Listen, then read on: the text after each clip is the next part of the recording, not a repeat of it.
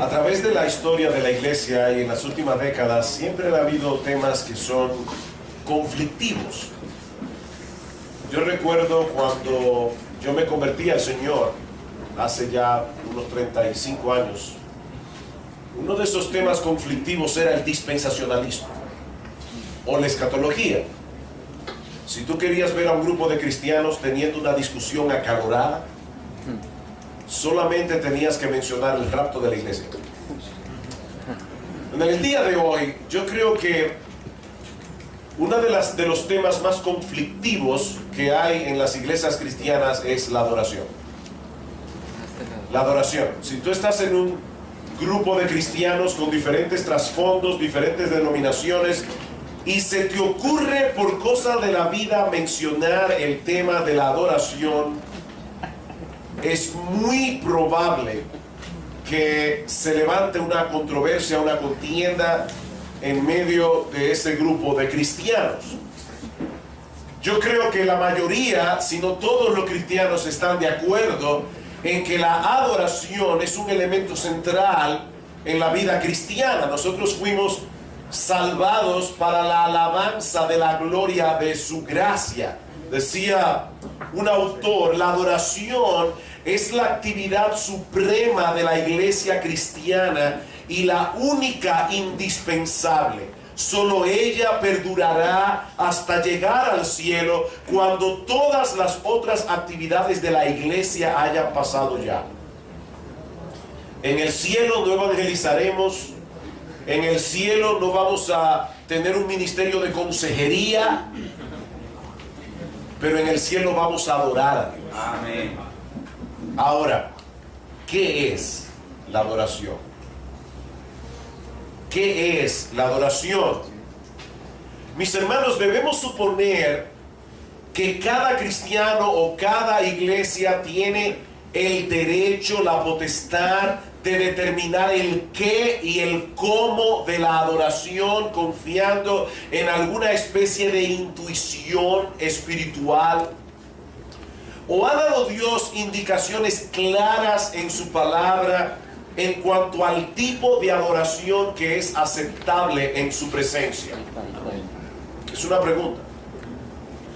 Otra pregunta, ¿qué de la alabanza que nosotros le tributamos a Dios en nuestros cultos de adoración? La alabanza es parte de la adoración, pero la alabanza no es el todo de la adoración. Cuando nosotros estamos escuchando la palabra de Dios, estamos adorando a Dios. Cuando ofrendamos, estamos adorando a Dios.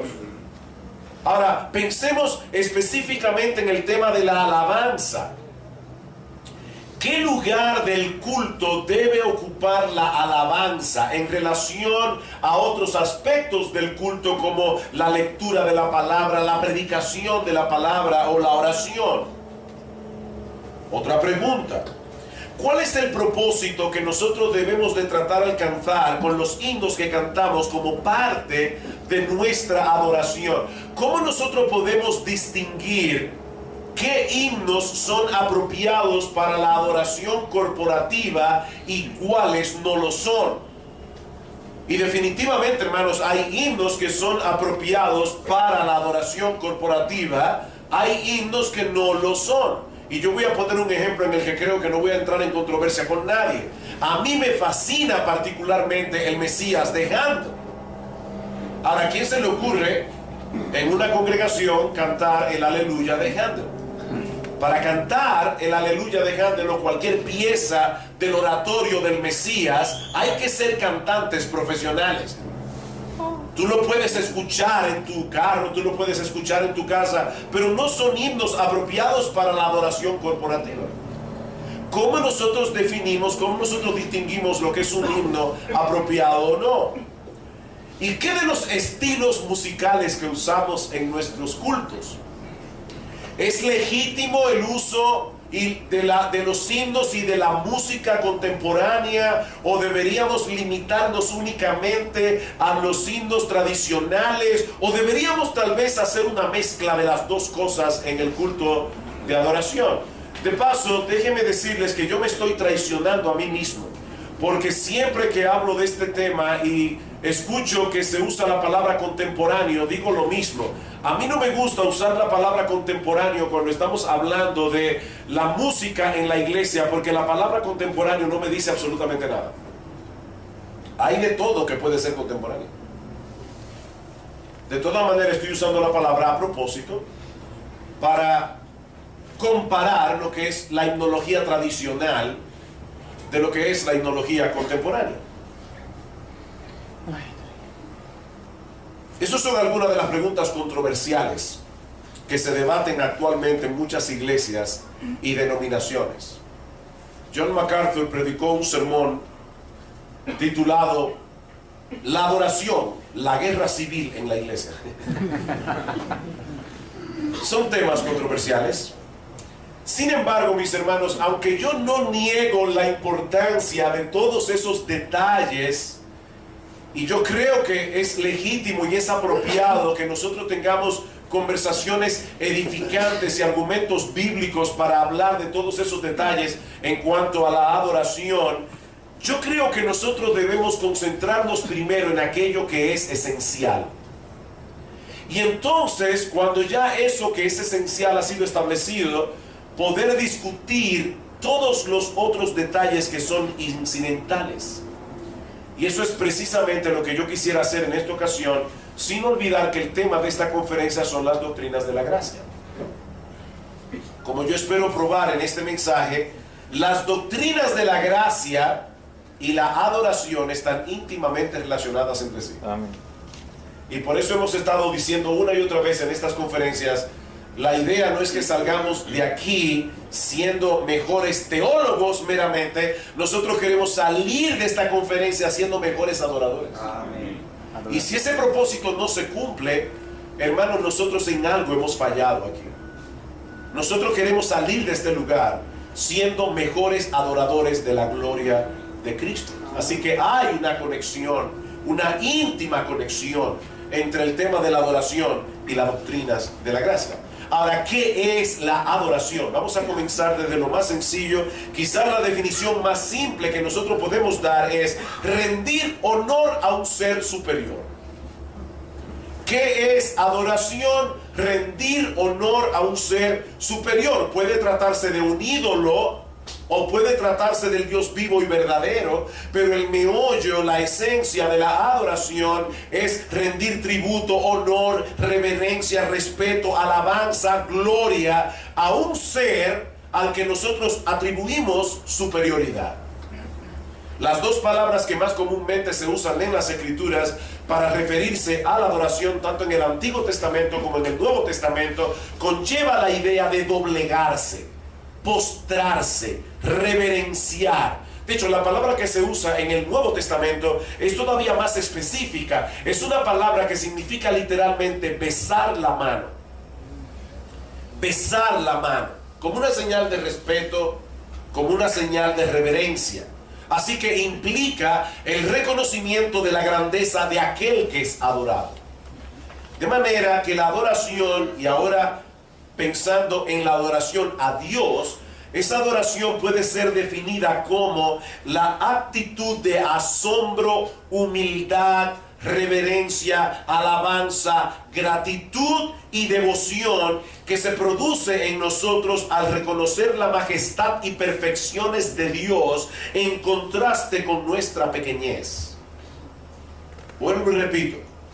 La adoración puede ser definida como la actitud de asombro, humildad, reverencia, alabanza, gratitud y devoción que se produce en nosotros al reconocer la majestad y perfecciones de Dios en contraste con nuestra pequeñez. Y a esto debemos añadir que después de la caída se introdujo otro elemento en la raza humana que incide en nuestra adoración, y es el hecho de que nosotros somos pecadores.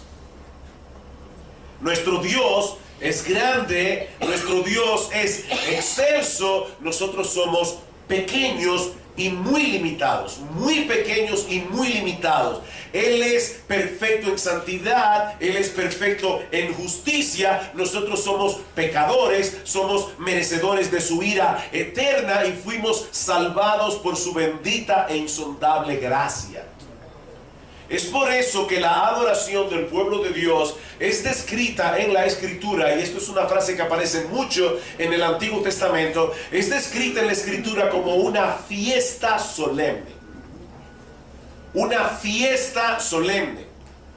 Y esas son dos palabras que en la mente de muchos cristianos en el día de hoy no pueden ir conectadas la una con la otra. Si es una fiesta, no puede ser solemne, tiene que ser un desorden.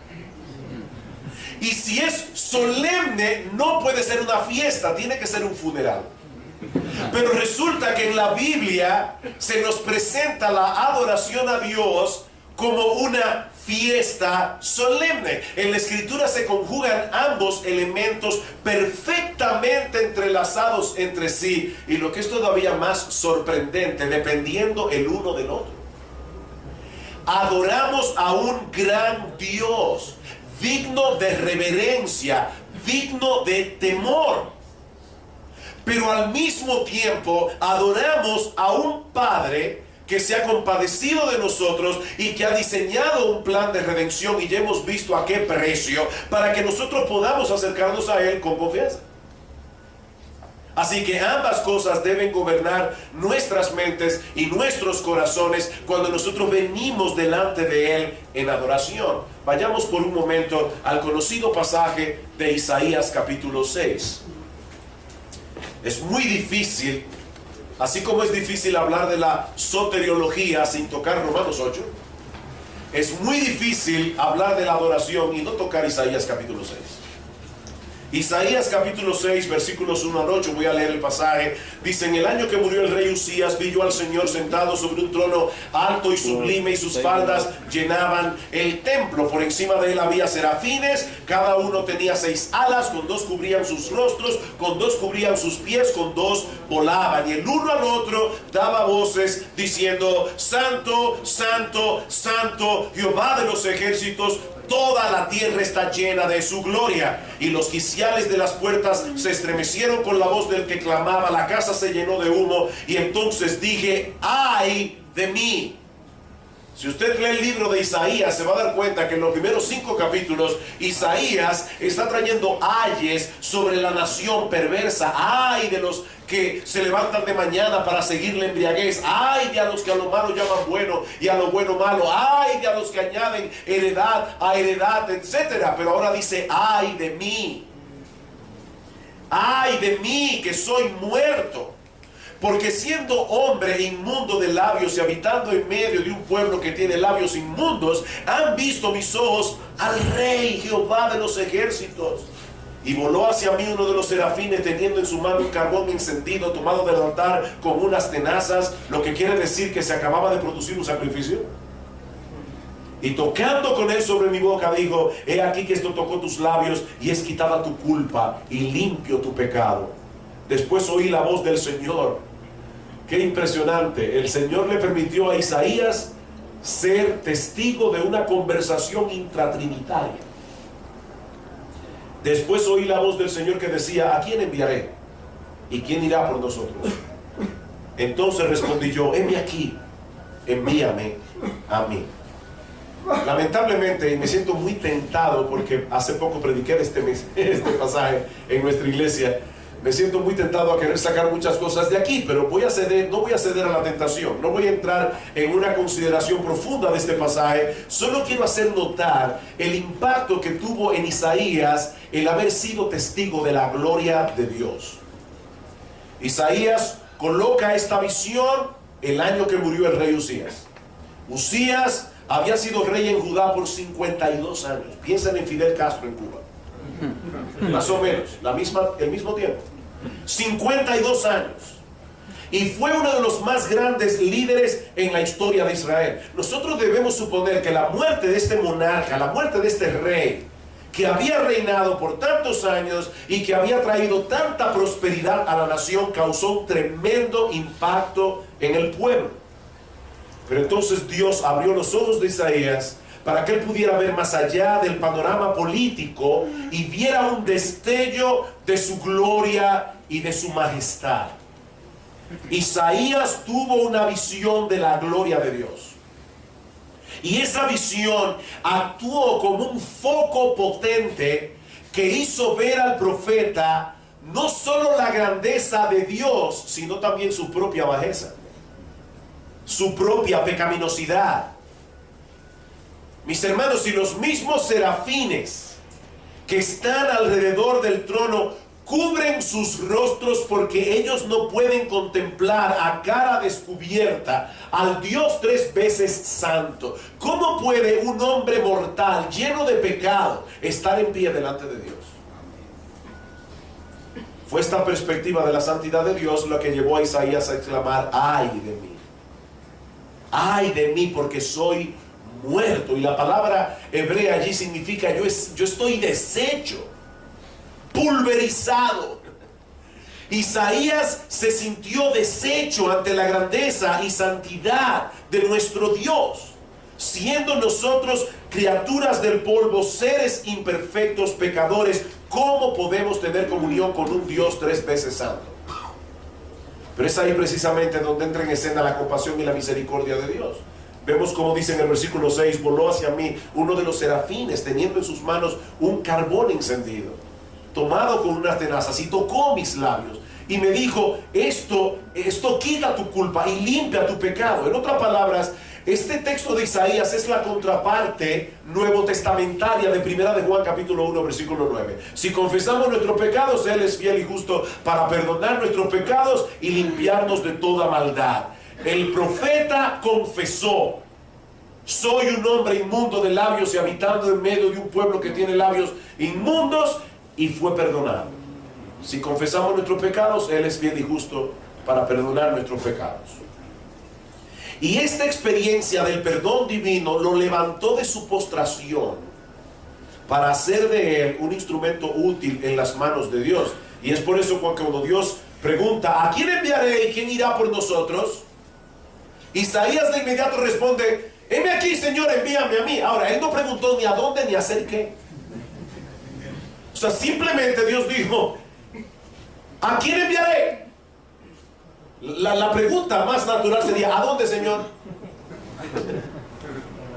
Pero Isaías estaba tan sobrecogido por la gloria de Dios que él no preguntó nada. ¿A quién enviaré? ¿Quién irá por nosotros? Señor, envíame aquí, envíame a mí. Isaías le dio al Señor un cheque en blanco: lo que tú escribas allí yo lo voy a hacer, envíame a mí. Así que la visión produjo asombro por la majestad de Dios, pero al mismo tiempo produjo convicción de pecado. La convicción de pecado guió a Isaías a la confesión al perdón, el perdón al gozo, y de ese modo Isaías fue equipado para adorar y servir a ese Dios como Él merece ser adorado y como ese Dios merece ser servido. En otras palabras, Isaías fue deshecho para ser rehecho. Isaías fue deshecho para ser rehecho. La visión de la grandeza y majestad de Dios le permitió tener una visión más apropiada de sí mismo como hombre pecador. Y eso a su vez contribuyó como contraste a una visión aún más clara de la grandeza y majestad y gloria de nuestro Dios. ¿Ven ustedes, hermanos, el proceso aquí? La visión produce confesión. Si confesamos nuestros pecados, Él es fiel y justo para perdonar nuestros pecados y limpiarnos de toda maldad. ¿Qué pasa cuando el Señor nos limpia? Que entonces tenemos una mejor visión, lo que probablemente nos va a llevar a más convicción, lo que probablemente nos va a llevar a más limpieza y a una mayor visión. La confesión produce una mejor visión de la gloria de Dios. Y es ese mismo proceso al que nosotros encontramos en el Nuevo Testamento. Los creyentes del Nuevo Pacto tenemos más libertad que los creyentes del Antiguo para acceder a la presencia de Dios, por cuanto Cristo es mediador de un mejor pacto. Eso es lo que nos enseña el autor de la carta a los hebreos. Es un pacto fundamentado sobre mejores promesas. Ahora, mis hermanos, y este punto aquí es crucial en este mensaje, eso no quiere decir que nuestra adoración pueda ser menos solemne ni menos reverente en el nuevo pacto. Es todo lo contrario. Con la luz que nos brinda el Nuevo Testamento, ahora podemos ver más claramente la santidad de Dios, porque la contemplamos a la luz de la cruz. Podemos ver a través de la cruz del Calvario la santidad de Dios y lo horrendo de nuestro pecado, lo que a su vez nos prepara para dar a Dios una adoración más gozosa y reverente, porque fue de esos pecados que fuimos perdonados. Pocos pasajes del Nuevo Testamento presentan esta realidad en una forma más impresionante que Hebreos capítulo 12. Vayan conmigo a Hebreos capítulo 12. 12. El autor de la epístola, ustedes lo saben, ahora se oye mejor. El autor de la carta a los Hebreos está haciendo un contraste aquí. ¿No se oye muy fuerte ahora? ¿Está bien? El autor está haciendo un contraste aquí entre la experiencia del pueblo de Israel al pie del monte Sinaí, cuando el Señor descendió, recuerdan, para darle la ley a Moisés, y la que experimenta la iglesia hoy cuando se reúne como cuerpo en el día del Señor para adorar a Dios. Hay un contraste aquí. Moisés y el pueblo de Israel en el monte Sinaí, la iglesia en la presencia del Señor en el día del Señor. Versículo 18. El pueblo de Israel se había acercado a un monte que se podía palpar, un monte que ardía en fuego, a la oscuridad y a la tempestad, al sonido de la trompeta y a la voz que hablaba, la cual los que la oyeron rogaron que no se les hablase más. Era tan terrible lo que se veía que aún Moisés exclamó: estoy espantado y temblando. Moisés. ¿Y qué de la iglesia?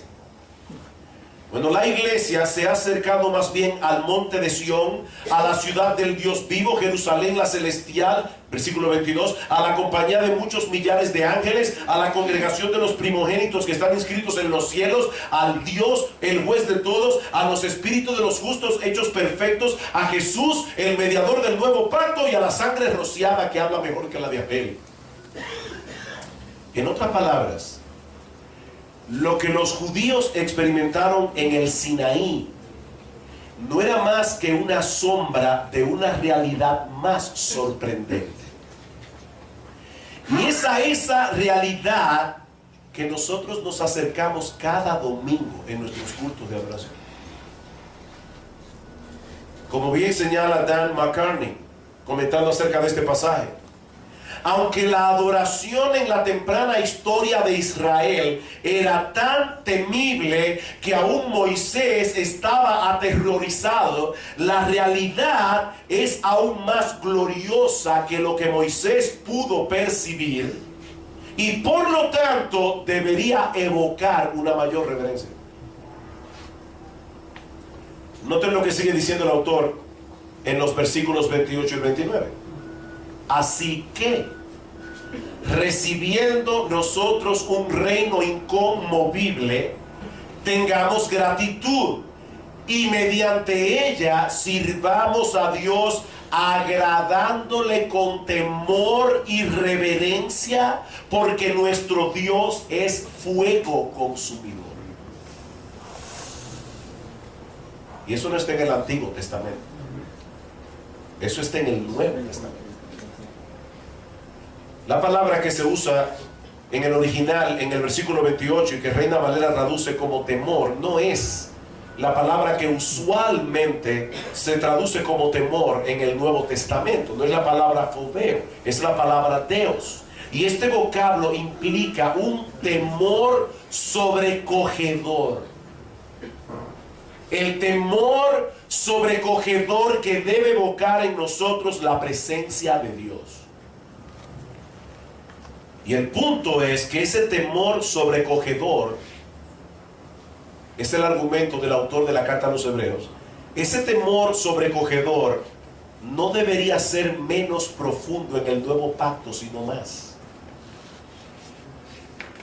Sigue diciendo McCartney: la adoración en el nuevo pacto debería estar llena de reverencia y un profundo sentido de temor sobrecogedor, porque ahora conocemos más claramente la santidad de aquel a quien adoramos al entender la profundidad de lo que se requirió para nuestra redención.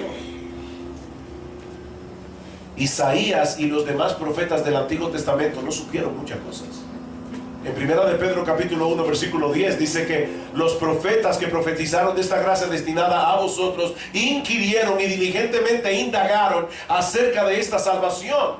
Ellos querían conocer, escudriñar lo que el Espíritu de Cristo que estaba en ellos les revelaba de antemano acerca del sufrimiento de Cristo y las glorias que vendrían tras ellos. Pero a ellos se les reveló que no era para ellos mismos, sino para nosotros, que ellos estaban profetizando todas estas cosas. Así que los profetas del Antiguo Testamento no supieron muchas cosas que nosotros sí sabemos.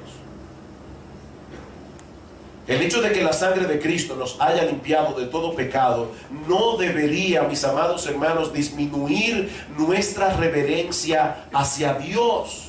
Más bien debería aumentarla. La obra redentora de Cristo es una clara indicación de que Dios no toma el pecado con ligereza.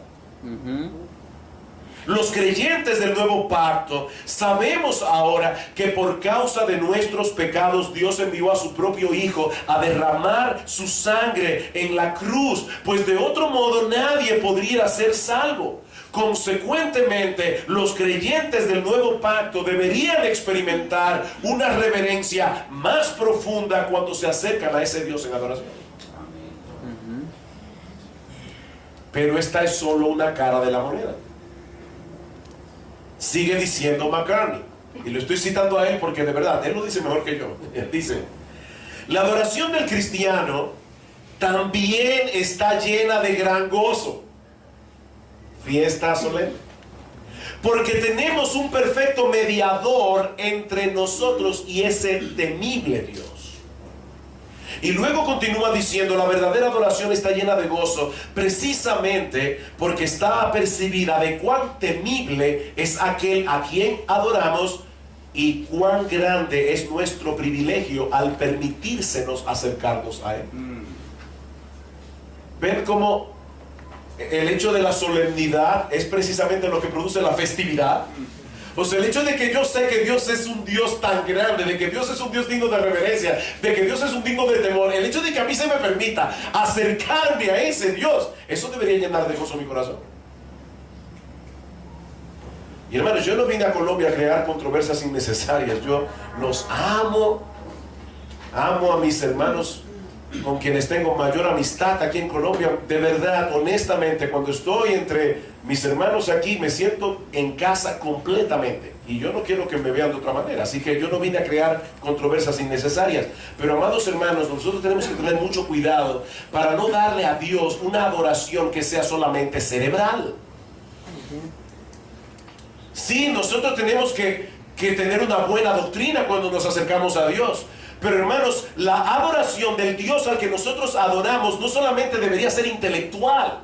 Nuestros afectos, nuestras emociones tienen que estar involucrados, porque nuestro Dios es demasiado grande.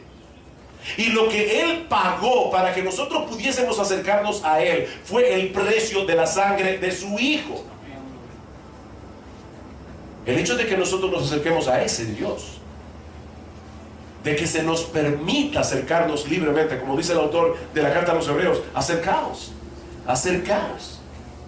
Eso debería ser motivo de una gran adoración, de una gran gozo. Dice McCartney: la verdadera adoración gozosa permanece siempre apercibida del Dios terrible, temible, admirable y santo, que es fuego consumidor. El hecho de que yo tenga gozo no me deja de apercibir delante de quién yo estoy. Sigue diciendo él, y es por esta causa que debe ser llevada a cabo en temor y reverencia. El verdadero gozo en la adoración, y yo no encontré otra manera de traducir esto, así que lo voy a leer exactamente como decía en inglés. El verdadero gozo en la adoración no es un happy hour. ¿Aquí saben lo que es un happy hour?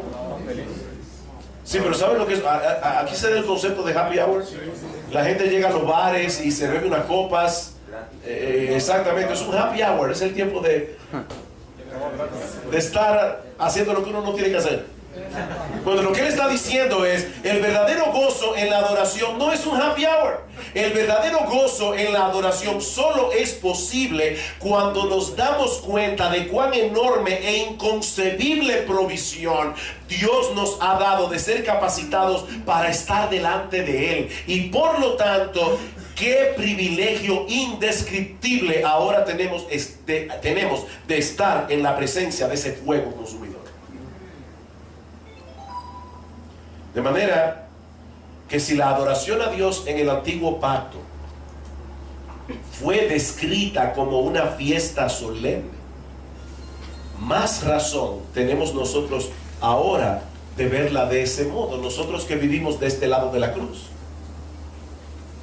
Es solemne porque estamos delante de un gran Dios que es fuego consumidor y nosotros somos criaturas del polvo cargadas de pecado. Pero es festiva porque ese gran Dios se ha compadecido de nosotros y ha diseñado un plan de redención que nos permite acercarnos a Él y tener comunión íntima con Él como un hijo la tiene con su padre.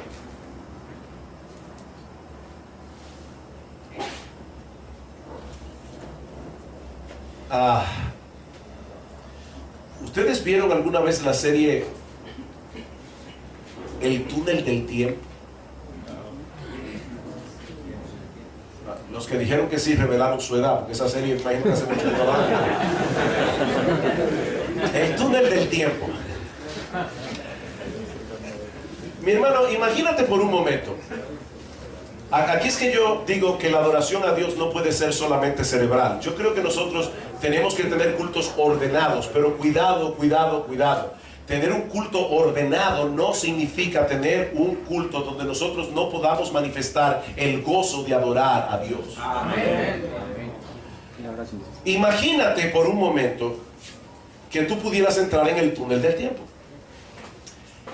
y llegas a la casa del cojo que fue sanado por Pedro y por Juan en la puerta del templo. Tú llegas exactamente el día después del milagro. Honestamente, hermano, ¿qué tú esperarías encontrar en la casa del cojo de nacimiento?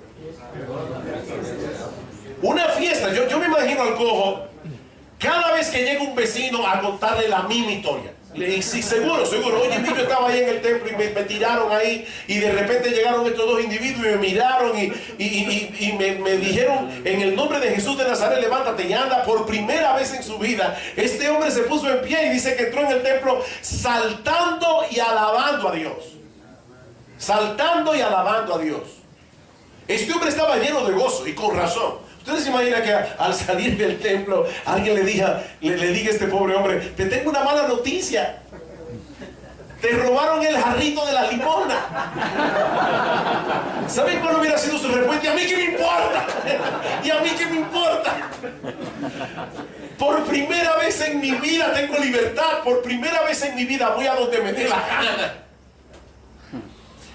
Ahora vamos a suponer que nosotros llegamos en el túnel del tiempo, pero 10 años después. ¿Qué encontraríamos en la casa del cojo? Bueno, conociendo la naturaleza humana, tal vez ya el cojo se acostumbró a caminar. Yo no esperaría honestamente que él tuviera exactamente las mismas manifestaciones de gozo que él tuvo el día después. Pero yo sí pudiera esperar, y Dios también, que este hombre se pasara la vida entera agradecido de Dios por lo que Dios había hecho con él. Y yo creo que una de las maneras en que él pudiera mantener esa gratitud es si cada cosa que este hombre hiciera con sus piernas le recordara lo que él era y lo que él es. Nosotros a veces no nos ponemos, no tomamos la imaginación cuando estamos leyendo la Biblia, pero imagínese un cojo de nacimiento en la época del Señor. No había cama de posición, no había silla de ruedas. Cuando este hombre se levantaba por la mañana, él quedaba postrado allí en el piso, mirando el techo, a menos que alguien se compadeciera y lo sacara al sol. Yo no quiero ser desagradable, pero imagínense este hombre teniendo necesidades fisiológicas, hermano. Y por primera vez en su vida, este hombre puede ir con sus pies a donde quiera. Bueno, mi amado hermano, el milagro de la salvación que Cristo operó en nuestro corazón, que hemos visto en estos días, es 1000 veces mayor. Amén. Es infinitamente mayor. Así es. ¿Cómo debería ser entonces nuestra adoración? Miren, honestamente, hermanos, yo no sé si es por mi sangre árabe, yo no sé lo que es, pero Árabe. a mí me es muy difícil, muy difícil estar aquí cantando mi corazón se llena de emoción. Cuán grande es él. De cuán grande es él. No, nuestro Dios es demasiado grande. Y él debe ser alabado con todo nuestro ser.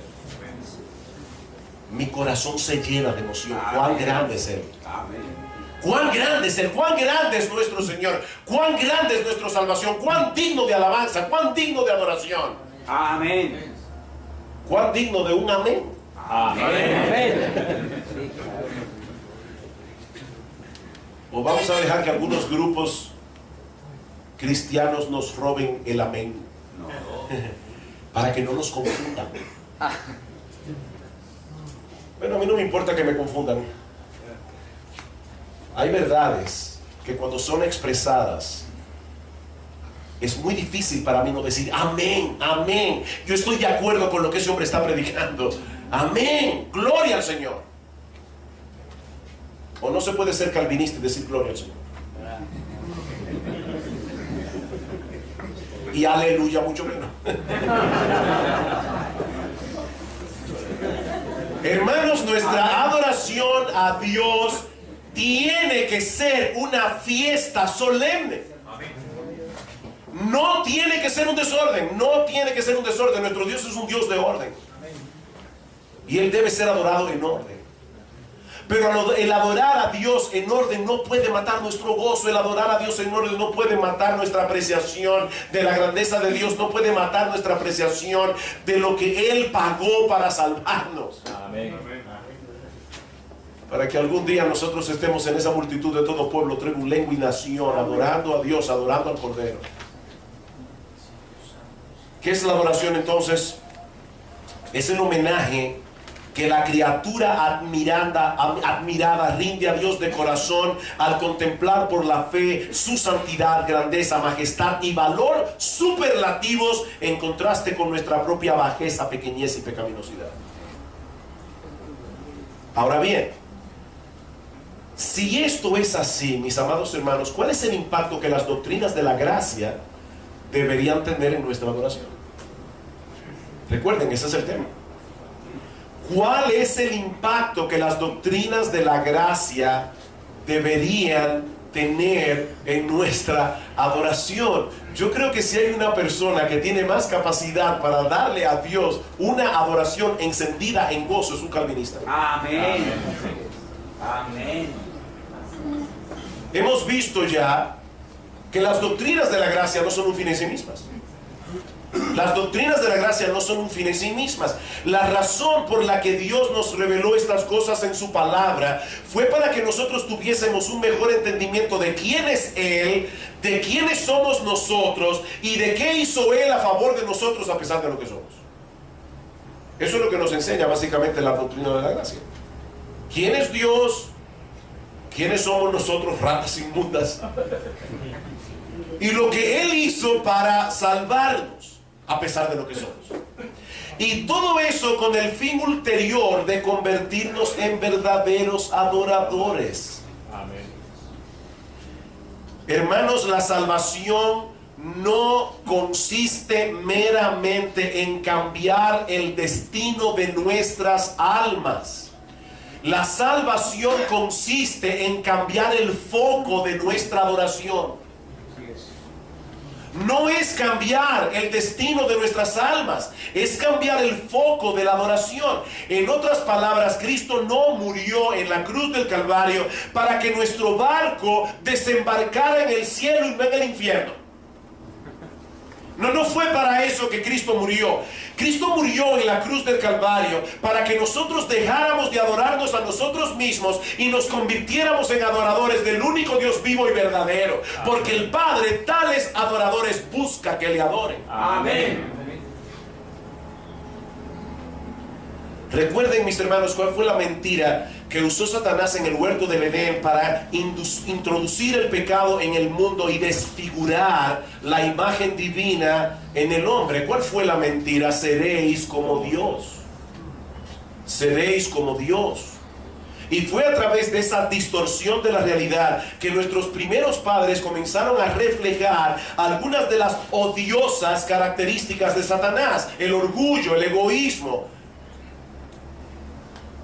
la soberbia, la mentira. Porque como dice en el Salmo 115, nosotros terminamos pareciéndonos a lo que adoramos. Dice, semejantes a ellos, a los ídolos son los que los hacen. Pero Dios diseñó un plan de salvación para revertir los efectos de la caída, dándonos una nueva vida y cambiando el foco de nuestra adoración. Es así como nosotros somos transformados. ¿Cómo Pablo fue transformado? Porque en camino a Damasco, Dios le abrió los ojos para que él viera la gloria de Cristo. Nosotros no tenemos que pasar exactamente por la misma experiencia que pasó el apóstol Pablo en su camino a Damasco. Pero cuando nosotros nos convertimos al Señor, lo que pasó con nosotros fue exactamente lo que pasó con Él. Dios abrió nuestros ojos, o como el mismo Pablo lo explica en 2 Corintios capítulo 3, dice que cuando el velo es quitado, entonces nosotros miramos a cara descubierta como en un espejo la gloria del Señor. Así que todos nosotros tuvimos la misma experiencia que el apóstol Pablo. En un momento dado, cuando se estaba predicando el Evangelio, el Espíritu Santo vino en su gracia irresistible y eficaz, dijo, sea la luz, y de repente tú viste lo que tú nunca antes habías visto: la gloria de Cristo. Y ese proceso de transformación que se inicia en el momento en que nosotros vemos la gloria de Cristo continúa avanzando exactamente de la misma manera. Dice Pablo, contemplando la gloria del Señor, 2 Corintios 3:18, somos transformados de gloria en la misma imagen como por el Espíritu del Señor. Contemplando somos transformados. Amén. Así avanza la santificación. Y nada nos ayuda a contemplar mejor la gloria de nuestro Salvador que tener un mejor entendimiento de las doctrinas de la gracia. Amén. Me encantó como lo planteó Sergio al principio cuando decía, ¿recuerdan de qué se trata todo esto? De la gloria de Cristo. De la gloria de Cristo. A la larga, Dios nos reveló todo eso para decirnos, Cristo es hermoso. Amén. Cristo es hermoso, Cristo es glorioso. ¿Cómo nos afecta las doctrinas de la gracia en nuestra adoración? Bueno, en primer lugar, la doctrina de la gracia nos humilla. Las doctrinas de la gracia nos humillan, y un corazón orgulloso no puede adorar a Dios, porque el orgullo no admite competencia. El orgullo no admite competencia. Pero las doctrinas de la gracia nos recuerdan que la única cosa con la que nosotros contribuimos a nuestra salvación fue el pecado del cual tuvimos que ser salvados.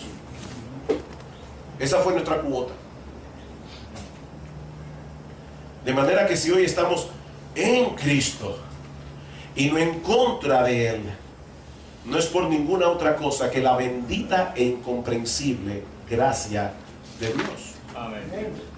Segunda Timoteo capítulo 1, versículo 8, por lo cual, Timoteo, no te avergüences de dar testimonio de nuestro Señor, ni de mí, preso suyo, sino participa de las aflicciones por el Evangelio según el poder de Dios, quien nos salvó y llamó con llamamiento santo, no conforme a nuestras obras, no porque Él sabía que nosotros íbamos a creer, no conforme a nuestras obras, sino según el propósito suyo y la gracia que nos fue dada antes de la fundación del mundo, antes de los tiempos de los siglos, en Cristo Jesús. Como decíamos al hablar de la elección, por una razón totalmente desconocida por nosotros, Dios tomó la decisión de amarnos desde antes de la fundación del mundo.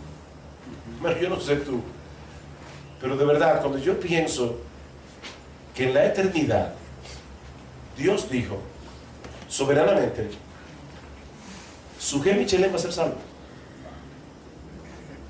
Y yo sé que Él me va a odiar. Yo sé que Él va a pecar contra mí. Yo sé que Él me va a dar la espalda. Yo sé que Él no va a querer venir a mí. Pero yo quiero que Él sea salvo. Y yo voy a enviar a mi hijo a morir por sus pecados. Y yo voy a derramar su sangre en la cruz por Él. ¡Wow! ¡Wow! No sé si fue aquí que dije recientemente cómo funciona el wow en nosotros. Hace unos años tuve la oportunidad de visitar a unos amigos en Canadá y ellos gentilmente me llevaron a las cataratas del Niágara. Y miren, hermanos, cuando uno va a las cataratas del Niágara, el proceso psicológico, ¿verdad?, en uno no es, uno va diciendo, me voy acercando a algo maravilloso, extraordinario, es una de las maravillas de la naturaleza, por lo tanto, cuando llegue cerca de las barandillas, yo debo abrir la boca y decir, wow.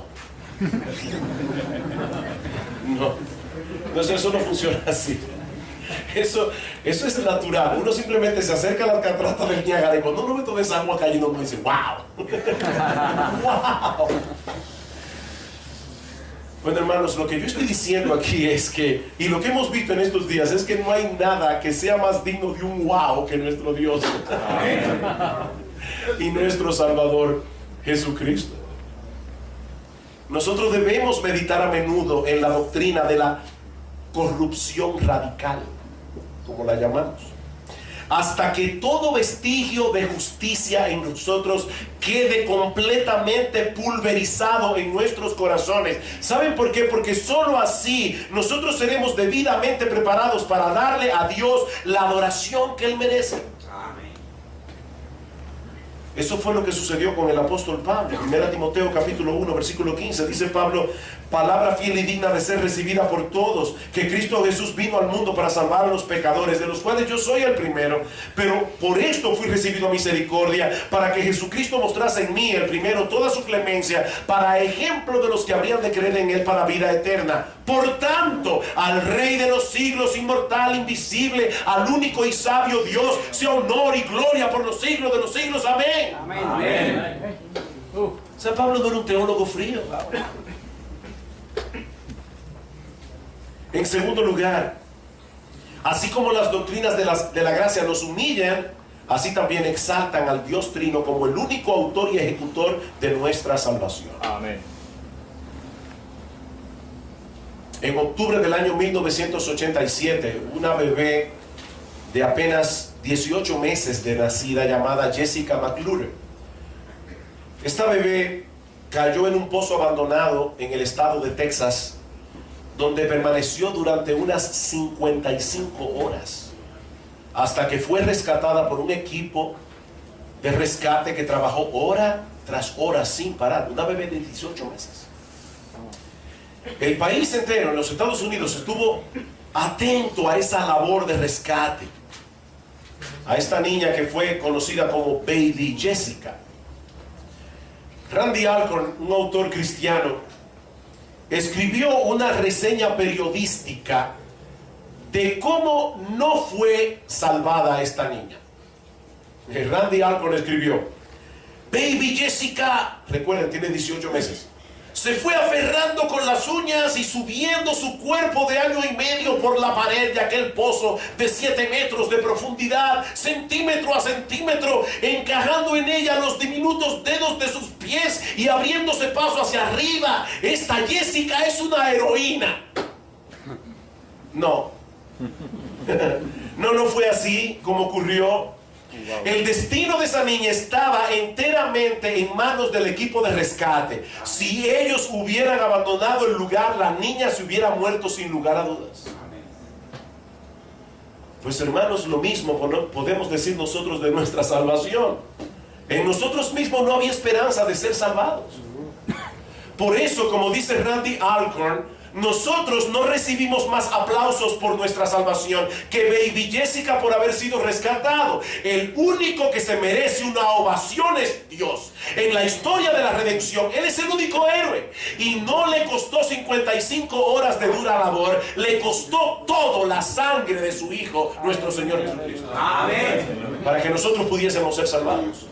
Ese es el mensaje de la gracia. Hermanos, somos pecadores, somos impotentes, merecemos ser condenados, mas Dios muestra su amor para con nosotros en que siendo aún pecadores, Cristo murió por nosotros.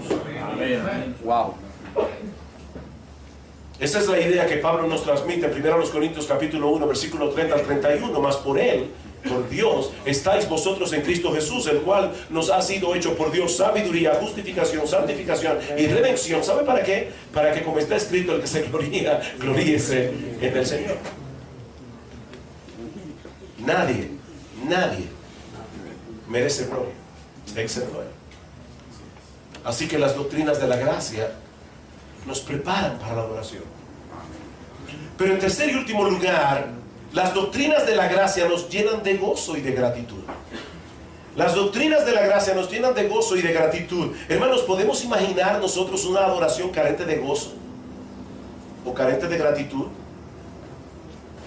Salmo 100. Cantad alegres a Dios, habitantes de toda la tierra. Venid a su presencia con regocijo. Con gratitud, dice el Salmo. Y mis hermanos, ¿qué puede producir en nosotros un mayor gozo y una mayor gratitud que el hecho de saber que el Dios del cielo nos escogió para ser salvos por el puro afecto de su voluntad y luego envió a su propio Hijo a morir como nuestro sustituto, resumiendo en su cuerpo de carne toda la ira que nosotros merecemos por nuestros pecados? Hace unos meses estaba en una clase y la persona que estaba dando la clase era sobre toda la historia de la redención a través de las Escrituras. Y ya estábamos llegando, empezamos desde el Génesis y ya estamos llegando a la pasión. Y esta persona tomó un vaso. Yo no soy muy amigo de ese tipo de cosas, pero les voy a confesar que ese día me impactó. Esa persona tomó un vaso vacío y nos dijo, antes de la clase, no nos dijo para qué era, dice, piensen en el pecado más horrible que tú hayas cometido en toda tu vida y escríbelo en un papel. No se preocupe que nadie lo va a leer, y si te da miedo ponlo en clave, pero pon algo que te recuerde ese pecado. Y luego ya pasó a través de todos los estudiantes el vaso para que todos echáramos ahí el papel. Y empezó su clase. Hasta que llegó a ese punto, cuando Jesús en Getsemaní le dice, Padre, si es posible, pasa de mí esta copa. Pero no sea como yo quiero, sino como tú. Y Cristo tuvo que beberse esa copa. Y en esa copa estaban tus pecados y los míos. No los más horribles, no todo lo que hemos cometido. Y Cristo le dijo al Padre, Padre, como yo quiero que esta persona sea salva, Señor, trátame a mí como un adúltero, trátame como un criminal, trátame como un mentiroso, trátame como un pedófilo, trátame como la peor escoria, derrama sobre mí toda la ira que mis hijos merecen.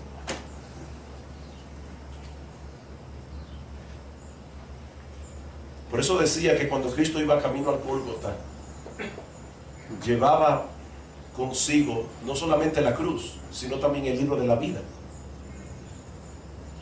Donde estabas tú, mi hermano, escrito tu nombre y apellido. Cristo fue a la cruz para morir por ti. Cristo derramó su sangre por ti.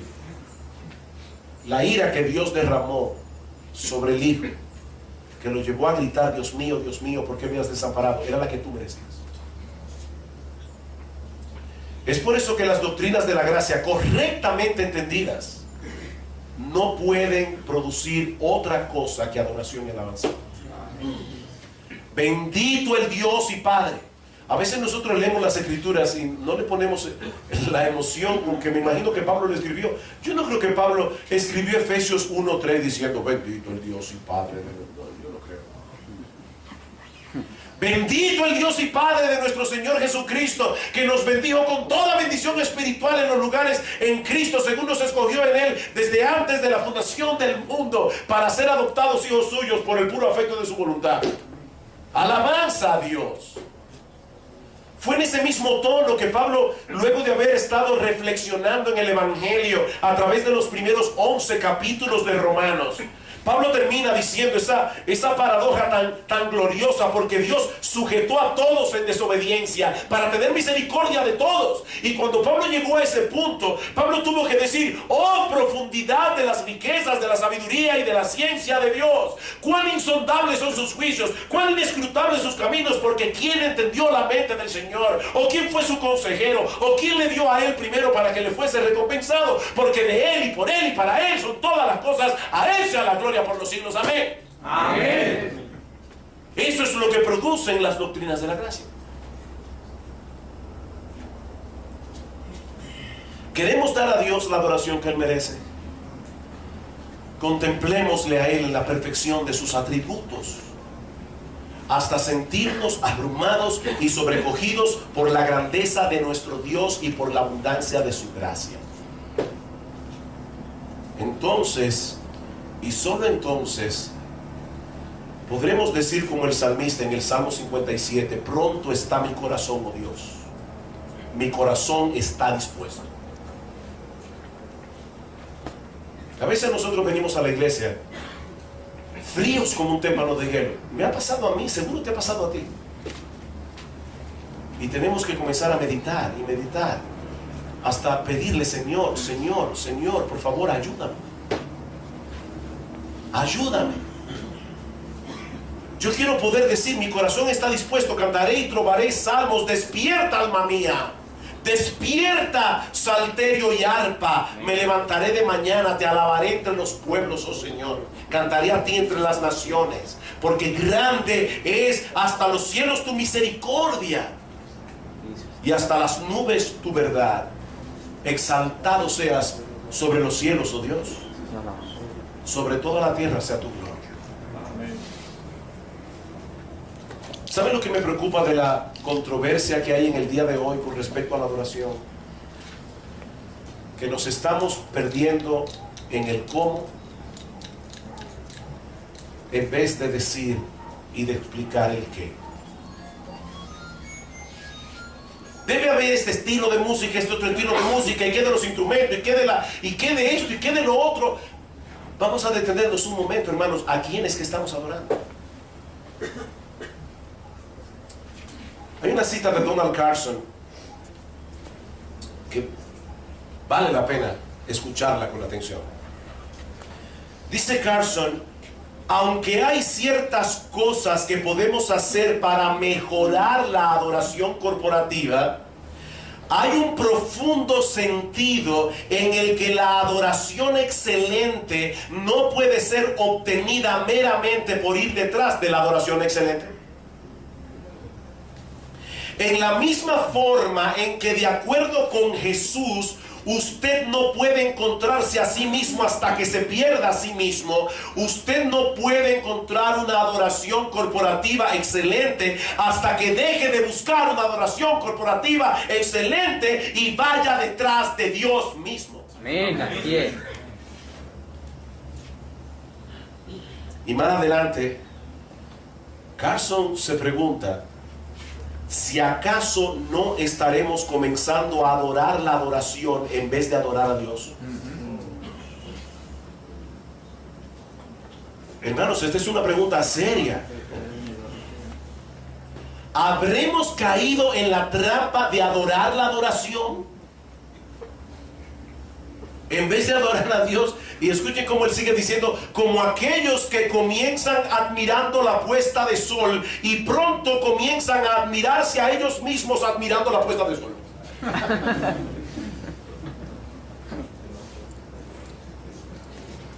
Amados hermanos, nosotros no venimos a la iglesia a sentir que adoramos, nosotros venimos a adorar.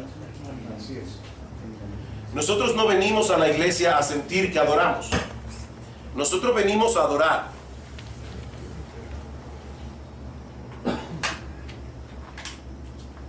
Uno, dos, uno. Déjenme aclarar esto. ¿Se está oyendo? No. Uno, dos, uno, uno, dos. El que verdaderamente adora, lo siente. Pero no todo el que siente que está adorando, está adorando. No necesariamente. Hay muchas cosas que se pueden usar en el culto para darle a las personas la sensación de que están adorando cuando no están adorando. La verdadera adoración solo se produce cuando la gloria y majestad de Dios atrapan el corazón de los creyentes. Y no cuando las emociones son levantadas por medio de elementos artificiales. La música, el escenario y cosas similares. A veces yo me he preguntado si algunas iglesias de repente le quitaran todos los instrumentos. Y déjenme decirles algo: yo no tengo problemas en adorar a Dios con instrumentos musicales, para nada. Me encantan los instrumentos musicales. Lo que yo estoy diciendo es que yo me pregunto qué pasaría en algunas iglesias si de repente le quitaran todos los instrumentos musicales. Se adorarían con la misma pasión. Porque lo que debe llevarnos a adorar a Dios es Dios. Y Él no cambia un ápice porque haya o no haya instrumentos musicales. Estamos adorando la adoración, estamos adorando a Dios.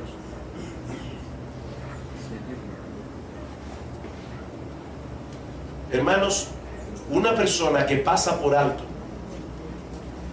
la verdad de Dios revelada en su palabra no puede adorar a Dios. Y es por eso que la palabra de Dios necesariamente tiene que ocupar un lugar central en el culto de adoración. Porque solo la palabra de Dios me prepara para adorar a Dios. Amén. Así es, Señor. Mis hermanos, y con esto termino, que el Señor nos conceda tener una visión cada vez más clara de su gloria, a través de un mejor entendimiento de las doctrinas de la gracia, y que esa visión atrape nuestros corazones para que podamos tributarles como individuos y como iglesia una adoración cada vez más excelente. Que Dios tenga misericordia de nosotros. Vamos a orar. Amén. Padre, nosotros queremos agradecerte infinitamente, Señor, lo que tú nos has concedido en estos días. Gracias, Padre, por hablar a nuestras almas a través de tu palabra. Pero sobre todas las cosas, Señor, gracias porque si hay algo que tú nos has estado diciendo en este fin de semana, en esta semana, a través de cada mensaje, es que Cristo es glorioso, digno de toda alabanza, digno de toda adoración. Señor, por favor, envía tu Espíritu y abre nuestros ojos para que nosotros podamos ver más claramente cuán hermoso es nuestro precioso Señor y Salvador Jesucristo. Alabado seas, Señor. Alabado seas hoy y por siempre. Amén. Amén. Amén.